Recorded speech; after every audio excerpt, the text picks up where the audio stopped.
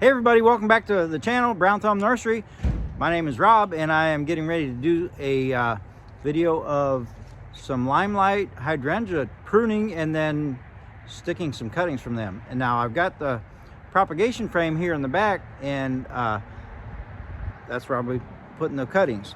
So, but I just wanted to talk for a second on pruning shears. Now I got these pruning shears and I grabbed these first, and I went out to start taking some cuttings, and I remembered that this is the pair that, okay, so I don't know if I can show you. These ones here, they work great this way, but if you flip them over this way, they lock up. It's like, and they got a little lock symbol there that shows you that it's like they were designed that way, but man, is it annoying, and I can't even use them. It just annoys the heck out of me. So anyhow, I would just warn you to take a look at these ones with this round symbol. Now these are both the same brand. They're Fiskars or Fiskars or whatever you call it, and they just lock up. You know, if you're working this way, it works fine, you know, and all of a sudden you got to reach over this way. Oh, it locked up. It annoys the heck out of me. I don't know why. The reason I haven't thrown them away is because I paid so much money for them. Man, I bought these because they were more expensive. I thought, wow, that's really must be a good pair. Man, oh man, was I wrong. But anyhow, here's just a regular old pair, and these are also Fiskars, but they, no matter which way you turn them, they keep working. So this is what I'm going to use. Let's go over to the Limelight Hydrangea and take some cuttings. Okay, here I am at our Limelight Hydrangea, and this is not a really old one. It's only been in the ground for a couple years, so it's not got a bunch of growth like you would normally have. But I'm going to take and cut these flowers off so Deb can put them inside and make a little, oh, there she is, look at that. So she can make a little arrangement out of them or something. So I don't know, the rest of these are very pretty, are they? That one. Yep. Those are good. Is that it? Yep, okay. So that's it. I'm gonna just cut the rest of these off, get them out of the way. Because, just so you know that, oh, that was a string. She had it tied together because the branches were like flopping over to the ground, and there was, because we had a really bad rainstorm for a long time, so she kind of strung them up to keep them, to get their growth habit to go straight up. But anyhow, I was gonna say, the flower portion, anywhere from towards the flower up, is no good for doing cuttings. So cut all that out of the way, and then what we'll do is we'll reach down here. Can you see down here? Yeah, so I'm gonna go way down here. I'm going to leave a little bit of so they'll have several places to branch off of, but this one here, see how it's going off to the side? I don't really want it branching out sideways anyhow, so I'm just going to take that back down. Just right above, there's a node right there that I know it can branch off from that, so I'll take that. I'm just going to lay these over in a little pile. Now this here, I don't know, not sure that I like how this is all going crazy, so I'm going to take this off, take that whole thing off, just as a matter of pruning, and make it how I like it. And then, like I said, I'm going to leave several places, so we got nodes like there, and I think I'll take it right above that one. And now it can branch off from all of those nodes. And then here's nice, we got a node there, a node there, node there. I think I'll leave that too. So I'm going to take that right above there. And let's see here what I'll do here. I think I'm going to leave this weird looking thing here. Take that right there. Take that. Now this is, yeah, I'll take that right there. We'll see what that looks like next year.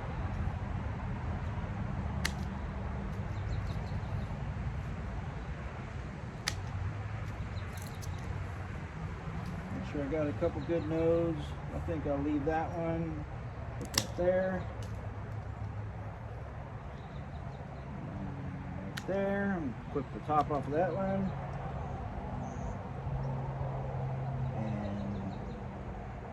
And we'll call that it.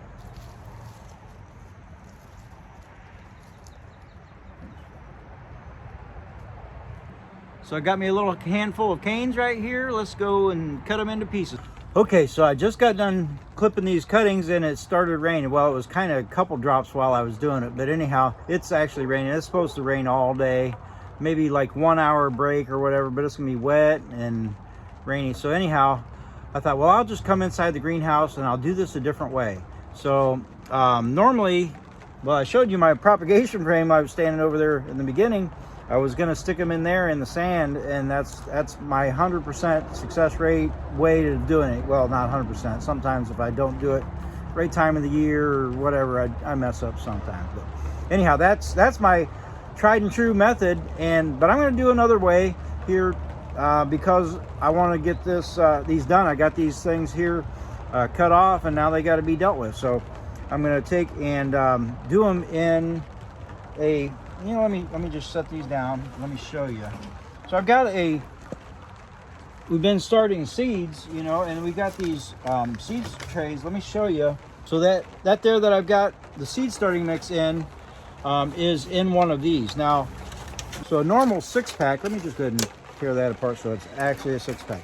So your normal 6-pack that you come, that I think they make like the 60 cells all once you put them in a 10-20 tray. Anyhow, these here are your normal seed starting kind of thing, but I ordered these thinking that they were going to be a little bit deeper than they are, specifically for plug trays. But let me show you the difference in height. There's not a lot of difference in height, but I was aiming for them to be a little bit deeper than that. I think they're 3 inches, and so anyhow, that's what I'm going to use. Because they will do the job. So I've already got the thing of seed starting mix in this tray because we was prepping for doing seed starting, and we've been doing seed starting. You've probably seen. All right, so what I do is let me put my glasses on.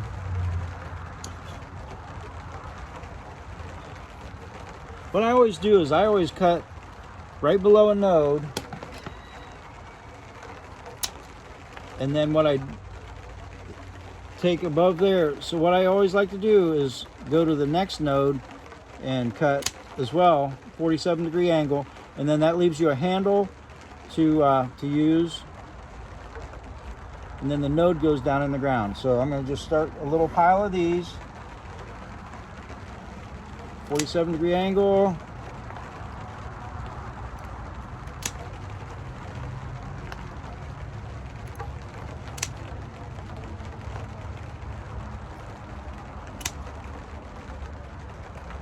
Now this one here, the way I cut it off of the plant, it came off to where, now I could probably make a cutting out of that one.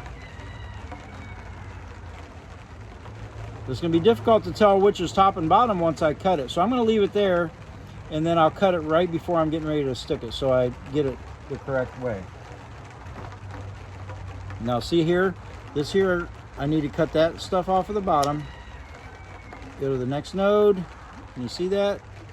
Right below about a 1/4 inch below that node is good. It can be right up actually touching the node if the nodes are really close together. See how close the nodes are getting together up here? So, you know, it doesn't have to be exactly a 1/4 inch. So, and there. See how they're getting so pretty? Now these ones that are getting so tiny, your chances of success are a little bit less. I'm just going to leave that one as a node, as a cutting by itself, even though it's got 2 nodes. All right, so now that one there is already cut right at the right spot, so I'll go to the next node.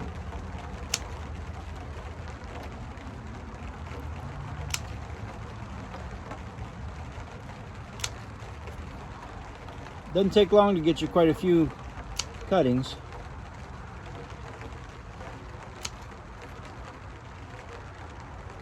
Now, since I'm doing it differently, and the thing I need to think about is where am I going to put this tray and how am I going to keep it hydrated. I don't normally ever water my propagation frame. I just water the cuttings in the first time, and then just the glass or the plastic, whichever side it's in, keeps the moisture in up to about 80 to 95% humidity in there. So that's a really good system over there. But I keep it on the north side of the building so that it doesn't get sunshine. It gets full daylight, but it doesn't get sunlight directly in there. And so where I'll have to put these is in fact, I may find a spot in there I can just set the whole tray in there, just so that it can keep the humidity level till they start taking root anyhow. And then I can set them outside under a shade tree, which I've done some of that. I've got a good shade tree over here behind the greenhouse that I use for that purpose. So it's just things to think about. You want humidity. You don't want the ground, the portion where the root, where you want it to root, you don't want it necessarily to be wet. Definitely not saturated or soggy. But what you want is the top part that's sticking out of the ground to have moisture. So that's what we're looking for on where we're going to put it. But like I said, I'm just going to put them over in the propagation frame if I can find a spot that tray will fit. So we're getting quite an accumulation of cuttings over here. So let me go ahead and cut that at a 47-degree angle, get that first one, and then go to the next node. Now, you don't cut cuttings for most things with a single node. Most things you need at least 2, sometimes 3. Like figs, you want a couple nodes when you do your fig cuttings. I don't know that I've tried with just a single node on figs. Maybe that's an experiment I should try. But if any of you have ever done fig cuttings with just a single node, let me know. I'd like to kind of know what your success with that is, if you've done that. Okay, now look how close these nodes are together. I think I'm just going to go and leave those together there and let that be a node, or let that be a cutting with 2 nodes. Now I can feel that this is kind of brittle up here and probably not any good up there. So I'm scraping off to see. Now there's a little bit of green there. So what I'll do is I'll just cut that top part off, and we'll try that one as a cutting. All right, so now I've got the next one. Go to that first node.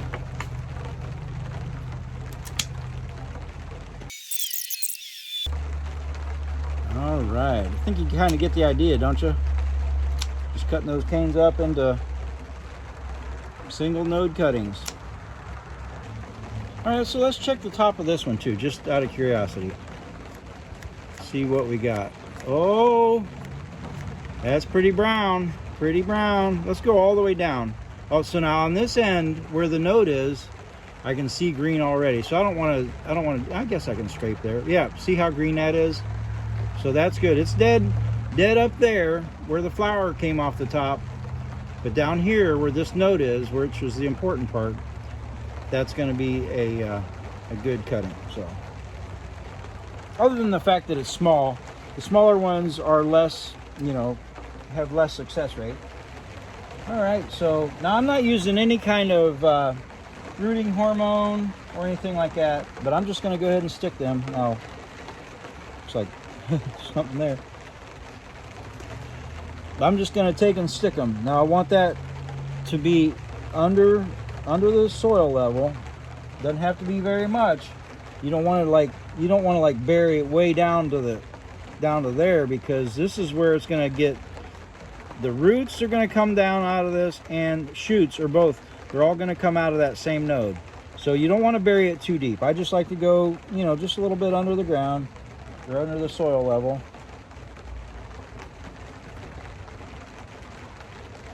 And I'm just going to stick it. I don't know how many I'll get out of this.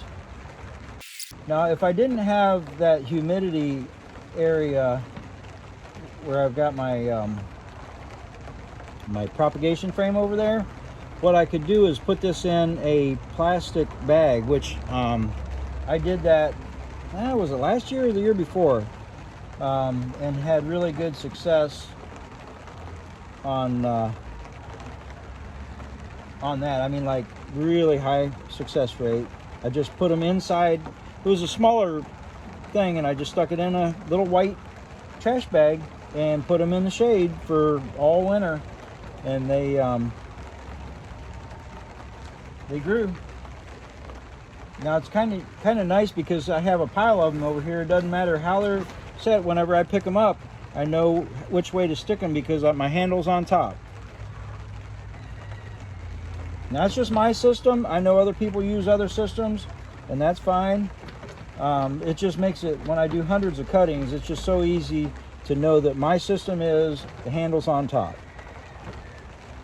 So if that makes sense to you, you can adopt that system or do it the other way. It doesn't matter. It's just make it to where it's something that you can be consistent with, so that you'll not start sticking them upside down and get them wrong. You know, if you stick these things, so if I would stick this upside down like that, there's no way that would grow.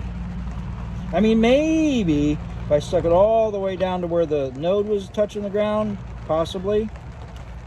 but the node's got to be at the soil level. Looks like I'm going to get almost a whole tray, or maybe a whole tray. That's pretty cool. So yeah, I definitely have more than a tray full, and this is what, 1, 2, 3, 4, 5, 6, 7, 8, 9, 10, 11, 12 times 5. So that's a 60 cell tray, and I just got 60 cuttings. Let me count what I got left. 2, 4, 6, 8, 10, 11, 12, 14, 16, 18. I got 21 more. Man, that's almost worth getting another something. I'm gonna go look for something else. I'll be right back. Okay, so I found this little takeout thing that I use. I usually use this for starting my cilantro. I always put pottings or seed starting mix in it, and then sprinkle seeds all across the top, and then the whole thing gets a thing of seeds, and then I take and lift out the whole thing, the root ball and everything, and plant it into a bigger thing, something like this, and then that becomes where I have year-round cilantro growing inside or out. I got 3 of them growing inside right now that I can just harvest off of whenever I need to.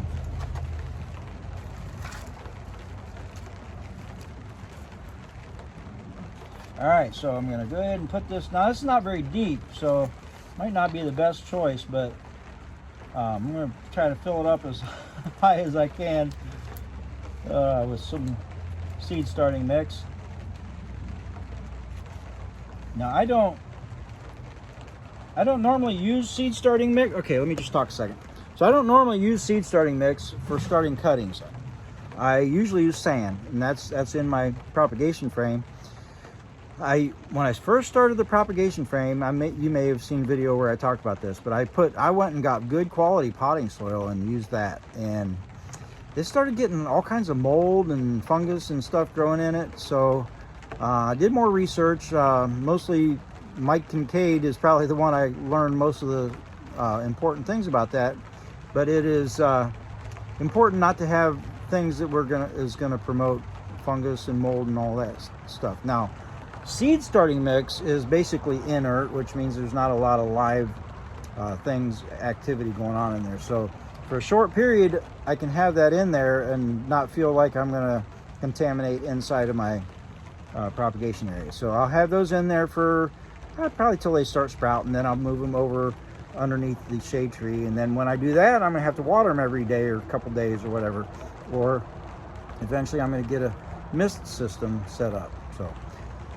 all in time, right? You know, we start with what we can. I feel pretty good about my propagation area, which is over there. I'm pointing over there, but so I'm not going to keep those in that propagation frame for very long in this stuff.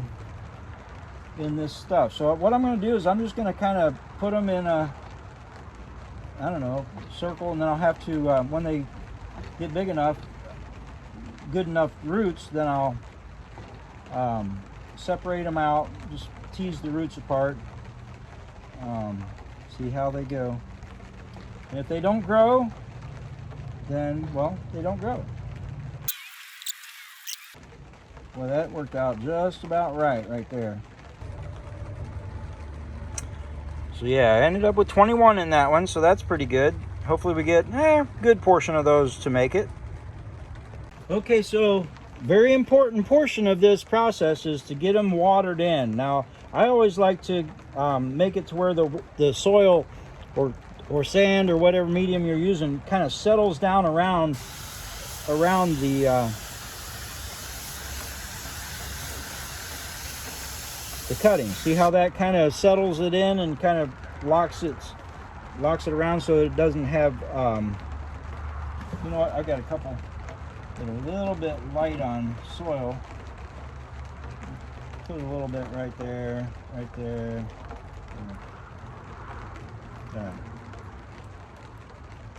But yeah, so, and I've got my sprayer, I've got a sprayer, and I've got it set on mist so I don't like blast it apart and everything. See that, how that kind of settles that soil? Oh, wow.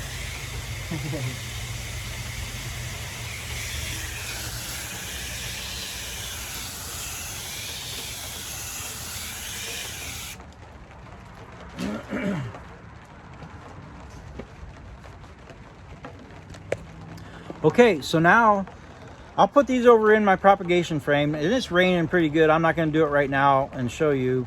Basically, keep them in a humid place, or put them in a sealed bag, plastic bag, so that it keeps the humidity, and then you can check it for a while just to make sure that you're getting the right humidity in there.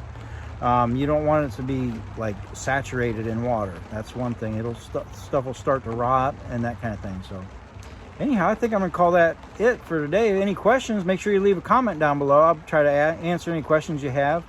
Or if you have any ideas that would help me or others that are interested in this, leave those in the comment. I know I like to read comments down below on things like this, so sometimes you learn something.